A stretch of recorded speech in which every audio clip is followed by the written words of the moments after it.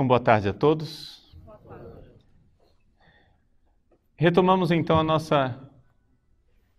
os nossos estudos a respeito das raízes da teologia da libertação, aquilo que seria a influência do marxismo cultural, do pensamento revolucionário dentro da igreja. No dia de ontem, nós falamos a respeito do Sr. Antônio Gramsci. Hoje gostaríamos de dar um passo a mais e dedicar as palestras de hoje a um grupo bastante influente de pensadores que é popularmente conhecido como a Escola de Frankfurt. O que é a Escola de Frankfurt? Bom, vamos começar historiando a coisa, não é? Vocês se lembram, para fazer o link com o que nós dissemos no dia de ontem, vocês se lembram que a Primeira Guerra Mundial significou uma crise teórica para o marxismo. Por quê? Porque a Primeira Guerra Mundial, os marxistas esperavam que os trabalhadores se unissem contra os seus opressores. Acontece que os trabalhadores, horror dos horrores, começaram a pegar nas armas para agir uns contra os outros, não é? A Primeira Guerra Mundial significou uma crise teórica para o marxismo. Os trabalhadores deveriam se unir contra os seus opressores e, horror dos horrores, os trabalhadores pegaram nas armas para matar uns aos outros. Então, a grande pergunta era esta: quem alienou? Quem foi que alienou desta forma os trabalhadores? Primeiro, vamos entender aqui o conceito de alienação. Alios, ou seja, é uma outra pessoa. Ou seja, alienar é dar aquilo que é meu para um outro. Então, uma pessoa alienada, não é? Na linguagem marxista, é a pessoa que renunciou aos seus direitos de classe, renunciou aos seus direitos próprios para dar esses direitos a uma outra classe. Então, o trabalhador, não é? Aliena os seus direitos, os direitos que ele adquire com os seus trabalhos, quando, por exemplo, ele sustenta um gordo capitalista com o seu trabalho. Quando ele para de lutar pelos seus direitos de classe, ele está alienado porque ele está servindo a uma outra classe e assim por diante. Então, quem foi que alienou o trabalhador, o proletário? Quem foi que alienou o pobre, na linguagem nossa, para que ele parasse de lutar? A resposta que eles encontraram foi a civilização ocidental. Como é que eles encontraram essa resposta? Essa resposta ela foi encontrada ao mesmo tempo, contemporaneamente, por dois pensadores diferentes. Por um lado, Antônio Gramsci, que nós já vimos, que viu isso enquanto ele estava na União Soviética, não é? Na transição de Lenin para Stalin, ele se deu conta de que havia alguma coisa errada e que a teoria marxista pura e simples não iria funcionar. Era necessário que se colocasse aqui a questão de uma batalha cultural, não é? Ou seja, era necessário que primeiro mudasse a cultura do Ocidente para que se implantasse uma sociedade socialista. Por outro lado, um outro pensador chamado Georg Lukács é um pensador húngaro. Esse pensador húngaro também chegou à mesma conclusão de Gramsci, só que ele se reuniu com um rapazinho rico, não é? Que o pai dele tinha uma empresa, Felix Weil. Esse rapaz, Felix Weil, tinha bastante dinheiro e ele achava que a melhor coisa que ele poderia fazer com o dinheiro do seu pai era usar o dinheiro do seu pai para destruir o dinheiro do seu pai, ou seja, destruir o capitalismo. Então, ele pegou o dinheiro e fundou um instituto. Esse instituto inicialmente se chamava Instituto Marx Engels, relativo ao mesmo instituto, o instituto homônimo que havia em Moscou. Mas eles começaram a ver que dava muito na cara esse nome, então criaram um nome mais neutro, que é Instituto para Pesquisa Social, né? Sozialforschung em alemão. E tinha como sede a cidade de Frankfurt. Então, este instituto, né, que nasceu de uma reunião em 1923, onde Felix Weil, Georg Lukács e outros marxistas se reuniram, resolveram criar este instituto com o dinheiro do Felix Weil e de outros doadores, para, então, a partir desse instituto, estudar a civilização. Vejam só a finalidade. Estudar a civilização ocidental e destruí-la. Ou seja, o grande desafio da escola de Frankfurt é esse: quem nos livrará da civilização ocidental? Quem irá nos livrar desta poção mágica, mortífera e pestilenta que é a civilização ocidental? Então, eles se puseram a estudar. Os pensadores principais desta escola, pelo menos os mais conhecidos, né? O mais popular de todos eles foi Herbert Marcuse, mas não era o chefe entre eles. O principal era o Horkheimer, que também tinha como parceiro em alguns escritos o Adorno. Então, Theodor Adorno, Max Horkheimer e Herbert Marcuse são os principais. Mas também existem outros ligados mais diretamente ou menos diretamente a essa escola de Frankfurt, como, por exemplo, acho que vocês já ouviram falar de Erich Fromm, né? Não sei se já ouviram falar de Wilhelm Reich, e assim por diante, né? Outros pensadores que têm uma ligação direta ou indireta com a escola de Frankfurt. Um pensador bastante recente e famoso que tem uma ligação indireta com a escola de Frankfurt é o Habermas, não é? Que acho que todo mundo já ouviu falar. O que é interessante é que todo mundo que ouve falar nestes pensadores raramente os associa com o marxismo. Interessante isso. Que a maior parte das pessoas, quando ouve falar de pensadores como Erich Fromm, aqueles que conhecem profundamente sabem que Erich Fromm tem um pensamento marxista. Mas quem ouve superficialmente, Erich Fromm é um psicólogo, não é?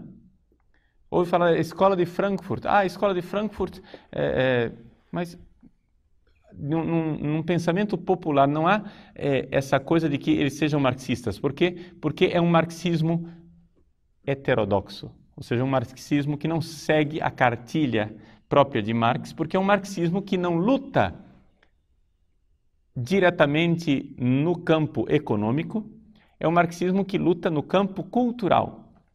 Mas nós vimos que a partir da dissolução do socialismo real com a queda do Muro de Berlim, a batalha é cultural. Ou seja, hoje a coisa é cultural. E aqui que está. A cultura na qual nós vivemos, ela é basicamente revolucionária e nós estamos como um peixe dentro d'água e já não notamos mais que o nosso pensamento ele é marxista, não é? Então, assim como os fundadores da escola de Frankfurt se perguntavam como é que nós podemos nos livrar da cultura ocidental, hoje a pergunta que nós católicos precisamos fazer é como é que nós podemos nos livrar do marxismo. Ou seja, porque esse negócio é a água na qual nós nadamos, é o ar que nós respiramos. Quando a gente menos suspeita, nós estamos pensando de forma revolucionária. Pois bem, Então, eu dizia que depois da Primeira Guerra Mundial houve essa crise. Esta crise teve duas respostas mais claras. Primeira resposta diante da crise da Primeira Guerra Mundial. Por que os trabalhadores não se reuniram debaixo da bandeira da luta de classes? A resposta otimista do fascismo. O fascismo é um filho, né, do marxismo.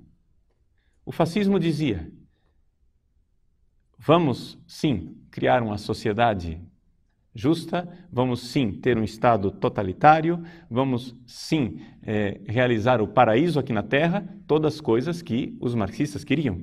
Mas, numa outra bandeira, a bandeira do otimismo nacional, a bandeira do otimismo da raça, a bandeira do otimismo de um retorno a uma cultura primitiva, não é? Do nobre selvagem.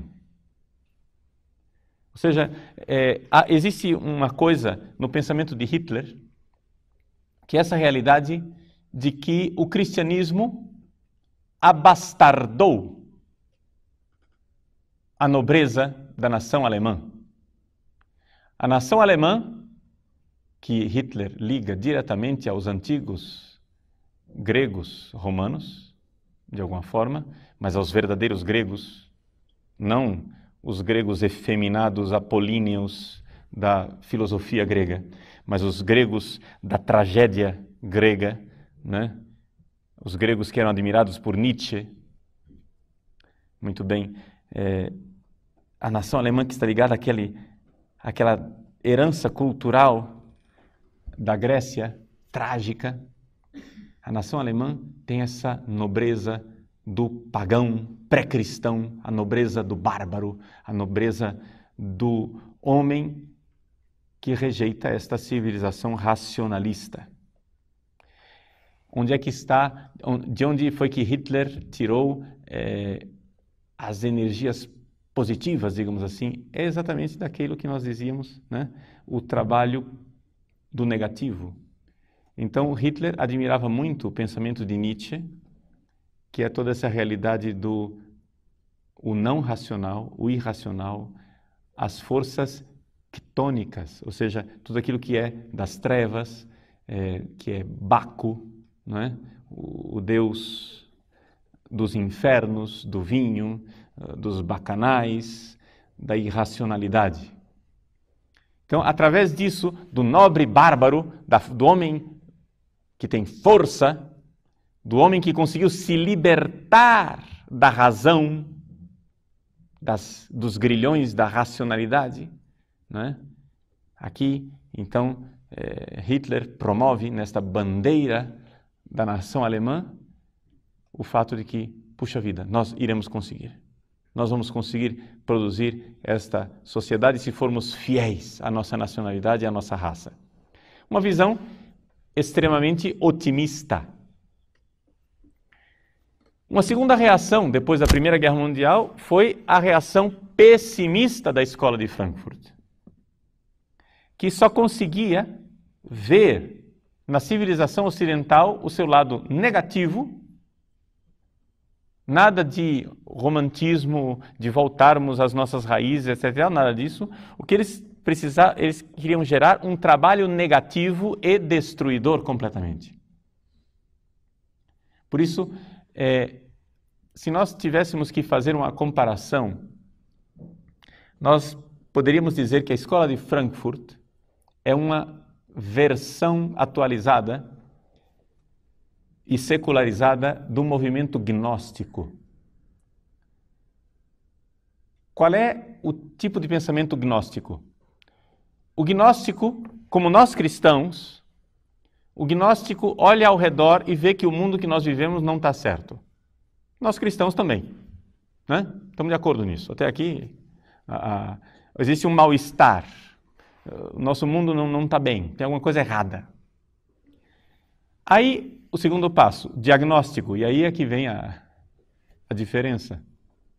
O diagnóstico que nós cristãos damos é que o mundo vai mal porque eu não estou bem e eu preciso me converter. O pecado, não é, está em mim e eu preciso mudar de vida.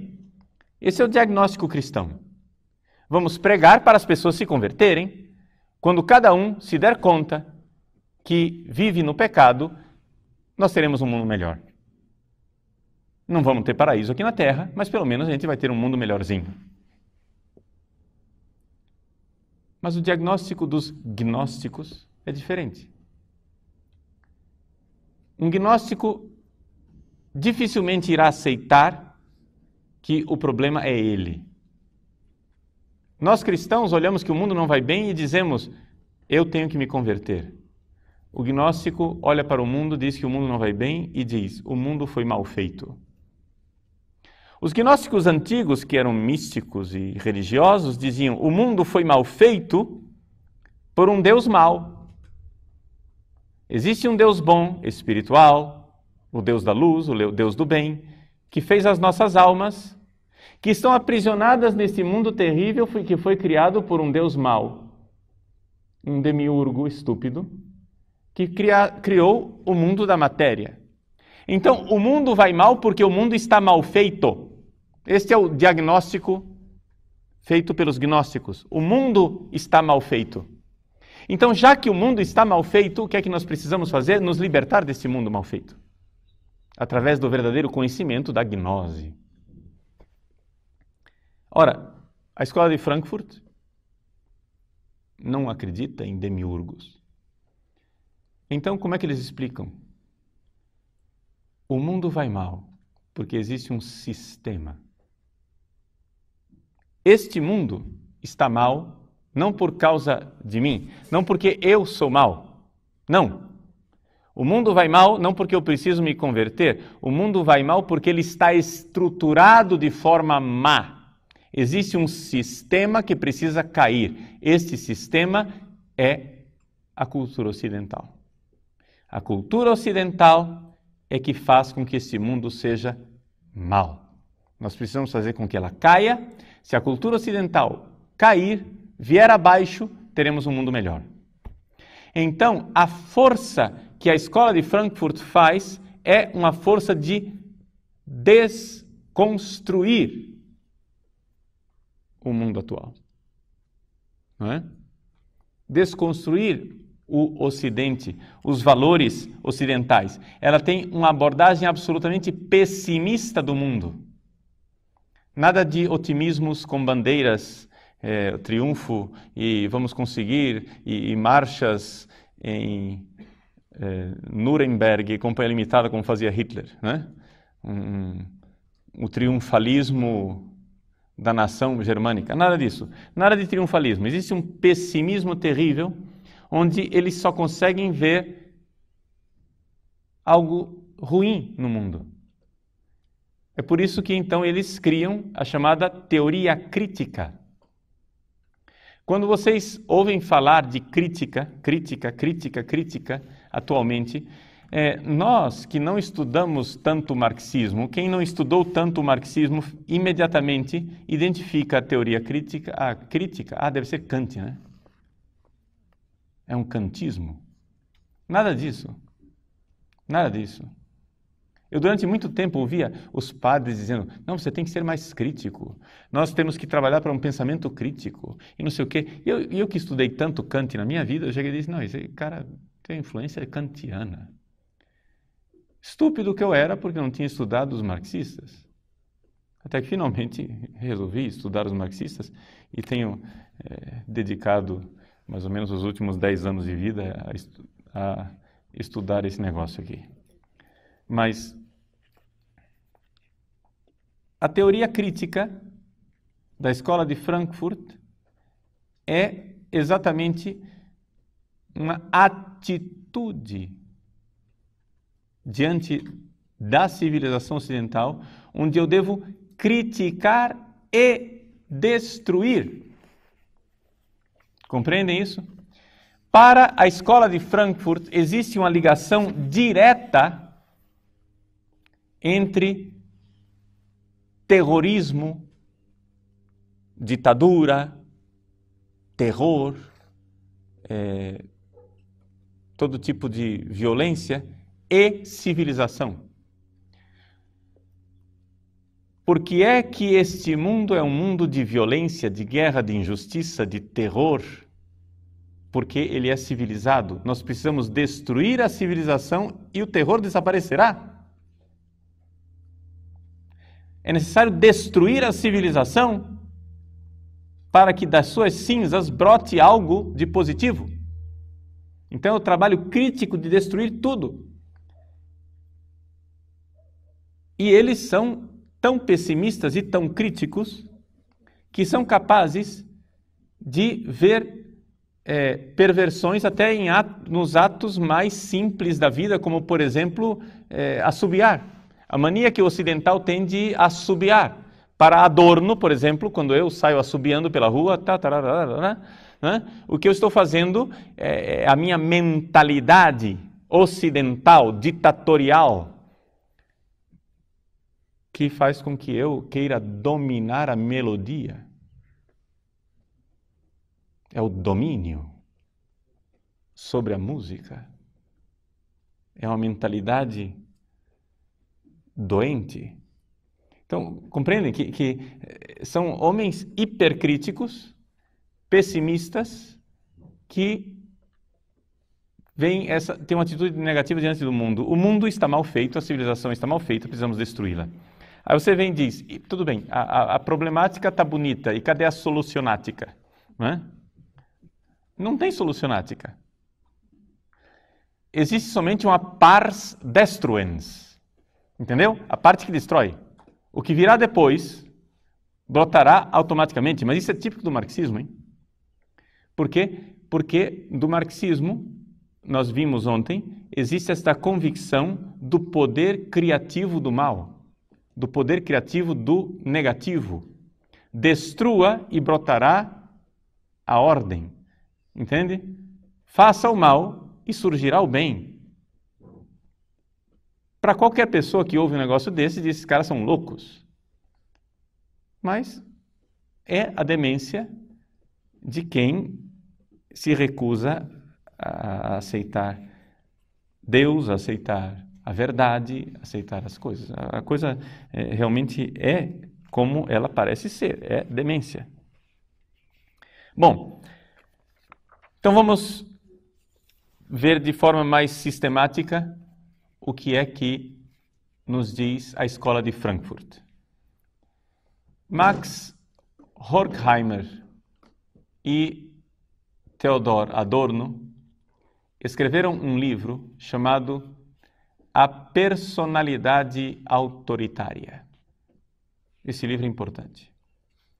A personalidade autoritária, eles fizeram um livro onde eles descrevem que existe uma íntima ligação entre o capitalismo e a sociedade ocidental e o fascismo. Vejam, aqui é que está a alquimia da Escola de Frankfurt.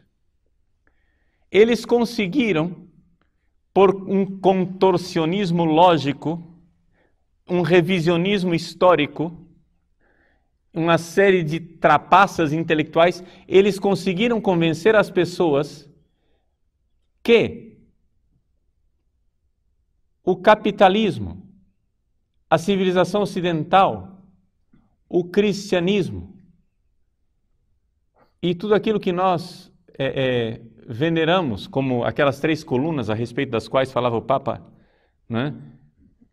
No Bundestag, na Alemanha, as colunas de Jerusalém, Atenas e Roma, ou seja, a ética judaico-cristã, a filosofia grega e o direito romano, eles acham que essa civilização é uma civilização fascista.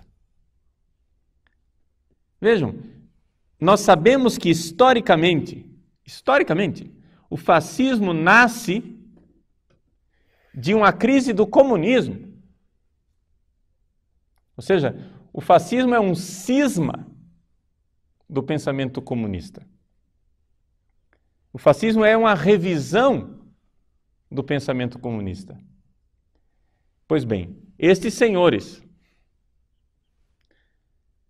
que fundaram a Escola de Frankfurt, o Instituto para a Pesquisa Social, em 1923, quando Hitler vem ao poder em 1933, fogem todos para a América. Vão para os Estados Unidos, e lá nos Estados Unidos, os três começam a analisar a sociedade americana e dizer: esta sociedade é tão fascista quanto a sociedade alemã da qual eles fugiram. Primeiro, você já compreende aí que existe uma profunda incoerência biográfica. Se a sociedade americana era tão terrível quanto, por que eles não ficaram na Alemanha? Não é? É mais ou menos como os cubanos que fogem do paraíso de Cuba para o inferno de Miami. Não é? Ou seja, a sociedade americana é tão terrível que os cubanos não têm dúvida nenhuma de enfrentar os tubarões do Caribe para chegar no inferno de Miami. Compreendem? Ou seja, um negócio absolutamente maluco, mas tudo bem. Lá estavam eles gozando da liberdade na América e dizendo que os Estados Unidos era tão fascista quanto. Agora, nós vemos como aqui existe algo que é básico no pensamento marxista revolucionário, ou seja, para eles não existe verdade, o que existe é propaganda. Compreendem? Assim como Hitler, com a bandeira da raça e do nacionalismo, conseguiu fazer a revolução na Alemanha, eles, ao aterrissarem no território americano, começam a enxergar que existe algo que catalisa os sentimentos dos americanos, que é o horror contra o fascismo. Ou seja, quando os americanos vão em guerra contra Hitler, contra o fascismo, contra a ditadura, eles estão aqui expressando um sentimento básico da cultura e da nacionalidade norte-americana naquela época. Os Estados Unidos de hoje é outra coisa, mas é bastante mais matizado. Mas naquela época, essa realidade de lutar pela liberdade, lutar para que contra um governo autoritário, onipresente, que tudo governa, isso estava na veia do americano. Não é? Então esse sentimento antifascista, esse sentimento de oposição a um governo totalitário e intervencionista que tira a liberdade, era algo que estava no sentimento mais profundo da nação americana. Pois bem, eles pegam isso como bandeira para convencer os americanos: vejam, isto que você mais odeia é o que você é. Compreende? Ou seja, eles começam a fazer uma espécie de alquimia, de mudanças, em que eles tentam mostrar para o homem da civilização ocidental, e o suprassumo da civilização ocidental para eles era os Estados Unidos, ou seja, lembrem que eles abominam a civilização ocidental. Então, onde que a civilização ocidental é mais ocidental? Nos Estados Unidos. Então, qual é a sociedade que nós temos que destruir por primeiro? É a americana. Então eles começam a convencer os próprios americanos de que eles são fascistas. Eles se instalam na academia, se instalam nas universidades americanas, na Universidade de Colômbia, na Universidade de San Diego, na Califórnia, se instalam nas universidades americanas e começam a ensinar aos americanos que eles, americanos, são fascistas. Esta é a tese do livro de Horkheimer e Adorno, A Personalidade Autoritária. Eles criam uma espécie de escala que eles chamam de F-Scale, a escala F, F para fascismo. A sua personalidade, ela é autoritária conforme esta escala F. Você pode medir a o grau de fascismo que existe em você? E onde é que estão os traços de fascismo que nós temos? Pois bem, o fascismo se manifesta em você, homem ocidental, quando você valoriza a família. Se manifesta em você, homem ocidental, quando você valoriza a religião. Se manifesta em você, homem ocidental, quando você valoriza a propriedade privada. Quando você valoriza o mercado livre. Quando você valoriza os valores da moral sexual tradicional. Ali está o fascismo. Mas padre, como é que é possível que uma pessoa que valoriza a família seja fascista?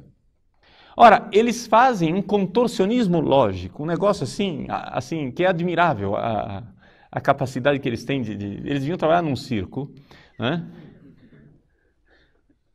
Eles fazem um contorcionismo lógico para provar que a autoridade paterna do pai, quando o pai exerce uma autoridade sobre os seus filhos, é ali que está sendo fundamentado o princípio de autoridade fascista que depois irá se manifestar no totalitarismo social. Compreendem isso? Por isso, meus senhores, vamos, como eu prometi para vocês, não vamos ficar só na teoria, vamos partir para o nosso dia a dia. Por que é que no Congresso Brasileiro os nossos parlamentares estão preocupadíssimos com o futuro da nação e passam uma lei que proíbe os pais de punirem os seus filhos? Por que é que no dia que um filho telefonar para a polícia dizendo papai deu uma palmada em mim, o camburão junta na porta de casa e leva o pai para a cadeia? Isso chama-se Escola de Frankfurt. É necessário destruir o princípio da autoridade na família. Porque o princípio de autoridade na família irá gerar o fascismo. Então, vejam, compreendam que quando vocês, como padres católicos, começarem a pregar alguma coisa e alguém se levantar e com o dedo em riste acusar você de fascista, você está diante de um espécime da Escola de Frankfurt, entendeu? É essa a realidade. Você está diante do pensamento da Escola de Frankfurt. Nós somos fascistas porque acreditamos num princípio de autoridade. Então é necessário destruir a família.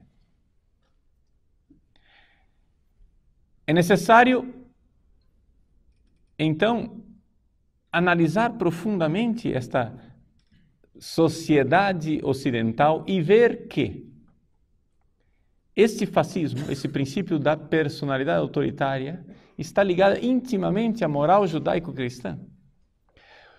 Vocês vejam, por exemplo, quando nós ouvimos falar de movimento hippie, de Woodstock, de, Rock in Rio, que seja. Quando nós pensamos nessas realidades, você não pensa em marxismo. Nunca. Para você, no seu mundo mental, o que é que significa o Woodstock, o movimento hippie, Rock in Rio e Companhia Limitada?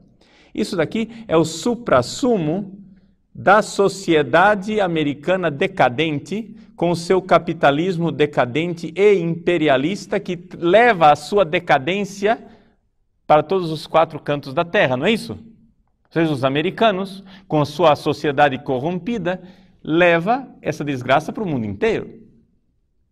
Você suspeita que esses fenômenos foram inoculados na sociedade americana pelos marxistas. Padre, isso é absurdo o que o senhor está dizendo? Muito bem, eu afirmei, cabe a mim então provar. Vamos provar. Os senhores comprem um livro chamado Eros e Civilização. foi escrito por um senhor chamado Herbert Marcuse. De todos os pensadores da escola de Frankfurt, é o mais conhecido. Marcuse escreveu esse livro na década de 50. Portanto, nós estamos bem longe de Woodstock, ok? Nós estamos bem longe da revolução sexual, estamos bem longe da revolução hippie, estamos bem longe das campanhas pacifistas do Vietnã. Estamos pelo menos de 15 a 20 anos de distância. Estamos de acordo? Muito bem. Ora, nesse livro, Marcuse traça com toda clareza o programa da Revolução Hippie, de Woodstock, do pacifismo e Companhia Limitada. Você vai dizer, Padre Paulo, o senhor é um teórico da conspiração. O senhor acha que tudo foi conspirado e foi... Mas, pera lá, como teórico da conspiração, meu irmão? O cara 20 anos antes diz, vou fazer. Quando 20 anos depois o negócio acontece, eu não tenho por que não ver uma relação de causa e efeito. Ele entra nas universidades americanas com aquela tese, quando 20 anos depois os próprios universitários americanos estão fazendo aquilo que ele previu, é evidente que houve alguém por trás disso. Mas não, nós fomos educados a pensar que os movimentos hippies de revolução sexual, etc. e tal, são fruto, não é? São o fruto maduro da decadência americana. Ou seja, a sociedade americana repressora iria necessariamente decair. Vamos analisar qual é a tese que está em Eros e Civilização. Marcuse, em Eros e Civilização, faz um casamento entre Freud e Marx. E esse casamento consiste no seguinte. Vejam a leitura que ele faz. O americano é puritano, porque ele tem uma moral sexual cristã tradicional. Ora, ele reprime o sexo. Qual é a consequência lógica de uma pessoa que reprime o sexo? É que ela fica agressiva. E é por isso que o americano gosta de fazer guerras. Isto é muito oportuno para o sistema capitalista, porque o sistema capitalista necessita de mercado. Então ele faz guerras para conquistar novos mercados e assim imperialisticamente ir conquistando o mundo. Então, o que acontece é isso. O que acontece com o imperialismo americano é que a sexualidade, a repressão sexual, é que mantém o sistema capitalista de pé. Compreendem isso? O homem americano, o homem heterossexual, de casamento monogâmico, de moral cristã tradicional, ele está reprimindo a sua sexualidade. Ele gostaria de fazer sexo, ele gostaria de sexo livre, ele gostaria de fazer muita coisa, mas o sistema opressor, a cultura ocidental o reprime com a ética judaico-cristã. A ética judaico-cristã ela é castradora, ela castra a pessoa vira uma panela de pressão e então porque ela não exerce a sexualidade, ela se torna agressiva. E ao se tornar agressiva, ela faz guerra. E ao fazer guerra, ela conquista novos mercados. E ao conquistar novos mercados, ela mantém o capitalismo de pé. E por isso atrasa a implantação da sociedade perfeita, maravilhosa, que nós marxistas queremos implantar nesse mundo. Portanto, existe uma relação direta de causa e efeito Nós precisamos então fazer com que esse homem ocidental, puritano e reprimido, faça sexo. Surge então o lema de Marcuse: faça amor, não faça sexo. Não faça guerra, perdão. Surge o lema de Marcuse: faça amor, não faça guerra. Vocês já ouviram a palavra paz e amor, bicho? Paz e amor, bicho, quer dizer isso. Amor é sexo. Sexo livre. Revolução sexual. Transe. E não faça guerra. Paz. Então a revolução hippie é fruto direto do pensamento de Marcuse, que convenceu Marcuse e toda uma caterva de gente que o ajudou a fazer isso, né? Porque é evidente que ele não fez isso sozinho. Mas brota do pensamento dele que é necessário que os jovens americanos façam sexo. E ao fazer sexo, eles vão então se tornar pacifistas e não vão querer fazer guerra. E cairá o sistema americano. Cairá o sistema capitalista. Aplicando a nossa vida, que parece muito distante, década de 70, não sei lá o quê. Os senhores compreendem por que é que os marxistas dentro da igreja precisam desesperadamente que vocês não vivam o celibato? Entendem? Por que é que esses caras não nos deixam em paz para viver o celibato que nós queremos viver? Meu irmão, você quer casar? Seja feliz. Você quer transar? Seja feliz. Entende? Você é heterossexual e quer ter 10 mulheres, que as tenha. Você é homossexual e quer ter uma vida devassa, que a tenha. Mas me deixe em paz vivendo o meu celibato. O que é que você tem que se meter comigo? Entende? O cara é louco, pagão, não crê na moral cristã, não está nem aí. Mas quem é que está te impedindo de ser devasso e maluco? Seja. Me deixe em paz na minha igreja, eu quero ser casto, boa noite. Mas não. Eles fazem toda uma pândega, eles fazem uma arruaça em cima do celibato sacerdotal, para mostrar que o celibato tem que estar a ferro e fogo, o celibato tem que estar ligado a alguma espécie de patologia. Então eles querem convencer-nos de que o celibato não é bom, para que nós paremos de viver o celibato e vivamos uma vida devassa. Por quê? Porque eles acham que no momento em que você parar de viver o celibato, você deixará de sustentar o imperialismo romano. Romano. No caso nosso de igreja, o imperialismo romano. Não americano. Claro que é o mesmo sistema. Entende? Eles identificam a opressão romana, católica, etc., etc., com o mesmo sistema americano. Mas nós, católicos, não é? Temos um sistema espiritual dentro da religião, que é, digamos assim, o paralelo do sistema econômico americano. Assim como o sistema econômico americano vive de imperialismo, o sistema espiritual romano vive de imperialismo também. O sistema romano vive de oprimir os povos e romanizá-los,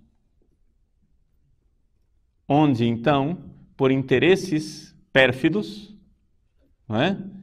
O Papa e a sua caterva de padres conservadores vive para oprimir os povos e impor a eles uma ortodoxia doutrinal.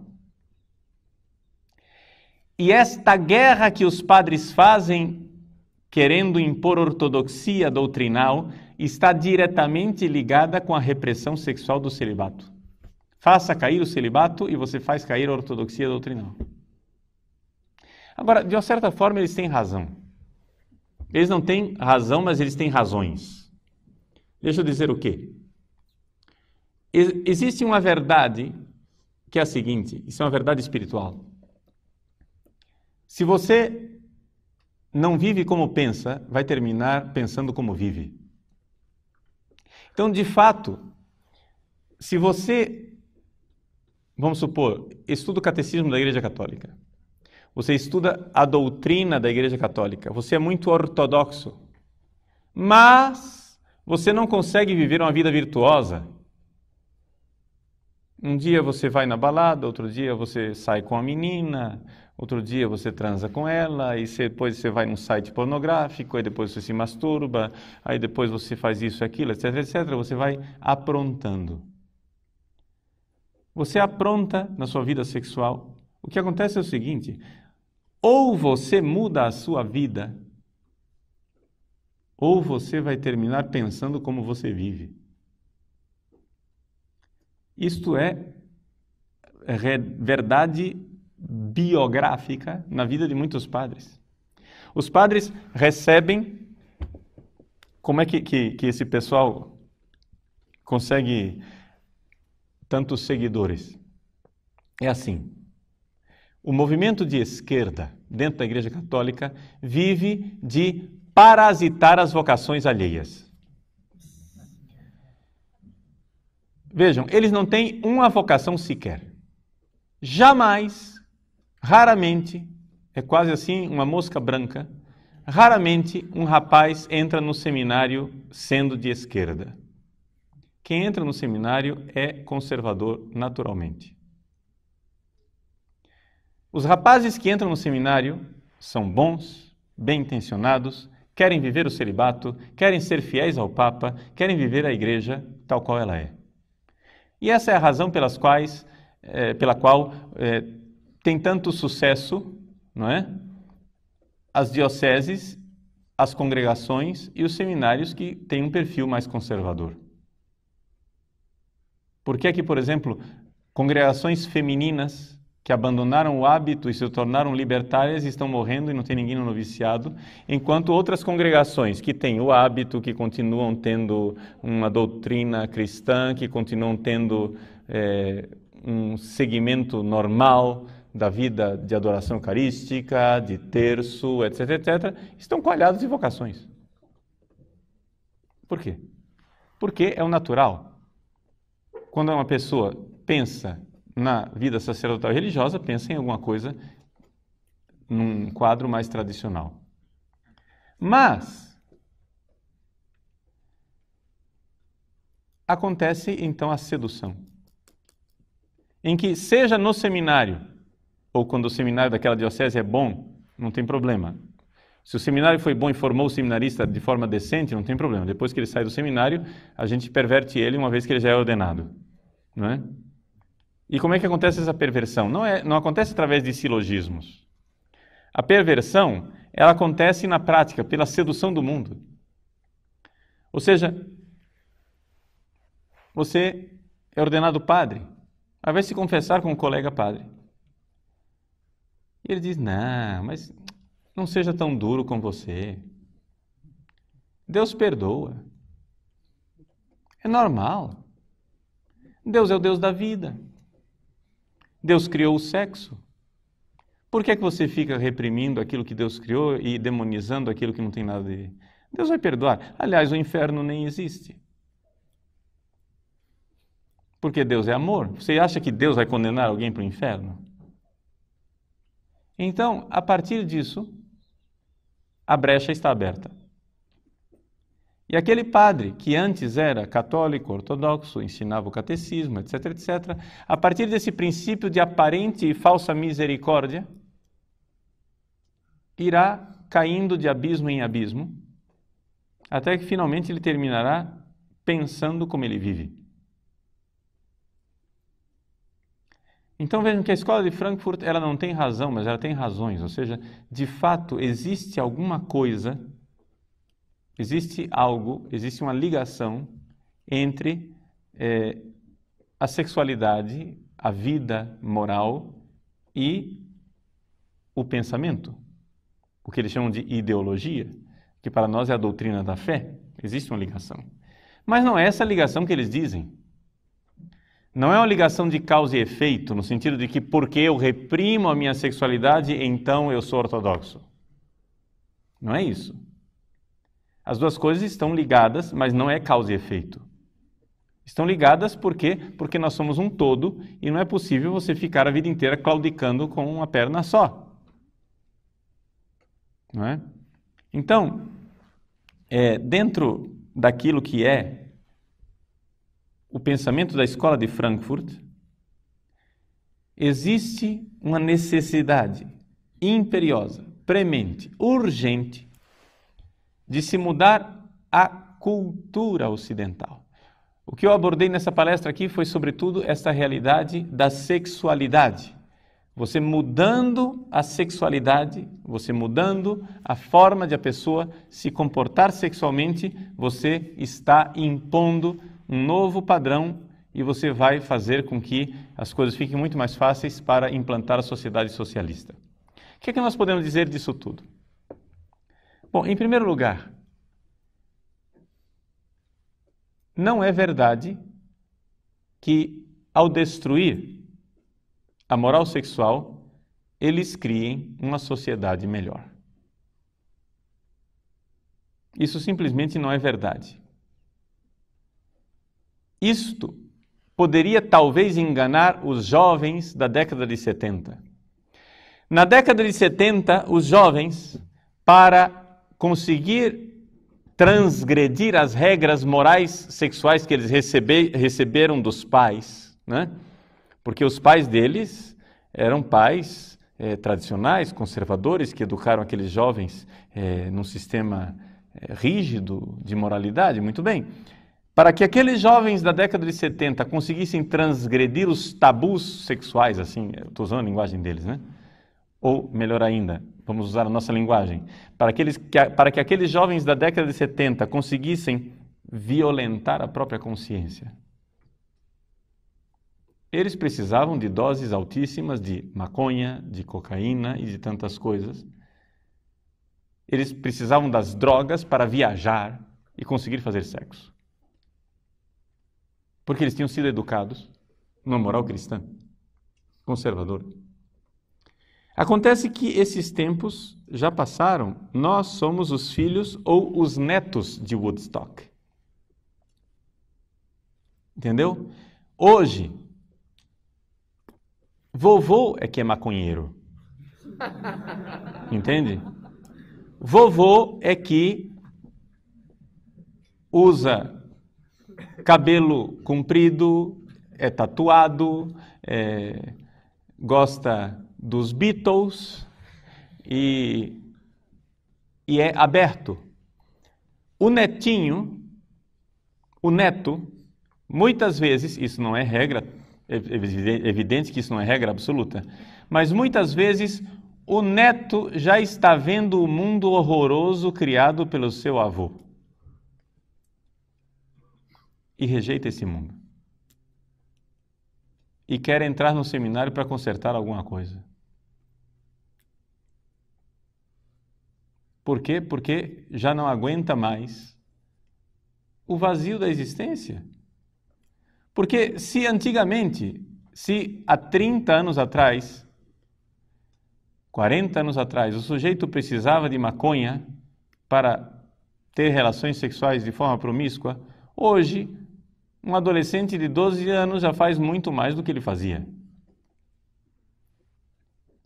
Hoje, os nossos jovens já foram ao fundo do poço. Já estão no fundo do poço. Para a gente ter uma noção real do mundo em que nós estamos, hoje nós temos um fenômeno nunca visto na história da humanidade, que é de crianças deprimidas. Isso não existia.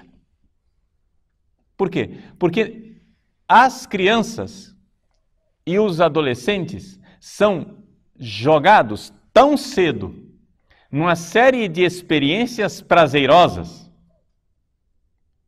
que já, desde cedo, entram no mundo da frustração de que o prazer não responde à sede de sentido de vida que lhes é peculiar. Então, o que nós vemos hoje, o fenômeno de um renascimento de um movimento que ainda não é muito articulado, mas essa sensação difusa de que os jovens estão ficando mais conservadores é algo de real. É real. Os jovens, hoje em dia, é muito mais fácil você encontrar um bispo de manga de camisa e anel de tucum e um seminarista de batina e sobrepeliz de renda. Há 40 anos atrás era o inverso. É que o seminarista de ontem é o bispo de hoje. Entende? Então, nós temos esse fenômeno de que na igreja a geração mais jovem ela é estranhamente mais conservadora do que a geração que está no poder. E é isso que nos dá esperança. Hoje, nós temos um Papa que enxerga perfeitamente essa situação. O Papa Bento XVI, muita gente se pergunta, por que o Papa não faz alguma coisa com alguns bispos que são infiéis? Vejam, eu não quero aqui falar mal de bispos, tá? Porque não é isso, não vou aqui condenar os bispos em geral, colocar todos num saco só e condená-los. Não, existem bispos bons, muito bons. Né? Agora acontece que existem também alguns bispos que não honram a camisa, né?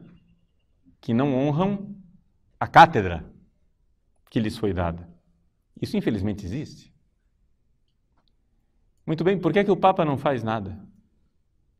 Por uma razão muito simples. Ele sabe muito bem que que as pessoas não se movem por decreto.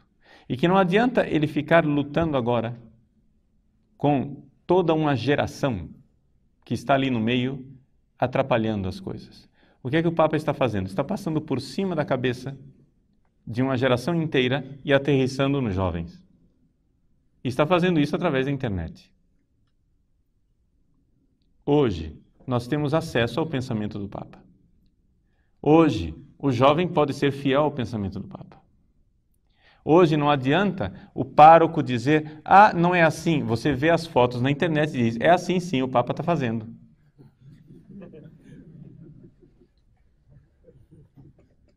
Entende? Ou seja, enquanto antigamente nós não tínhamos acesso a Roma, enquanto os decretos romanos se perdiam no meio do Atlântico, quando chegavam aqui no Brasil já estavam completamente aguados e com um significado mudado. Hoje, o jovem tem acesso direto ao Papa. E a esperança para a igreja, no futuro, é esta geração.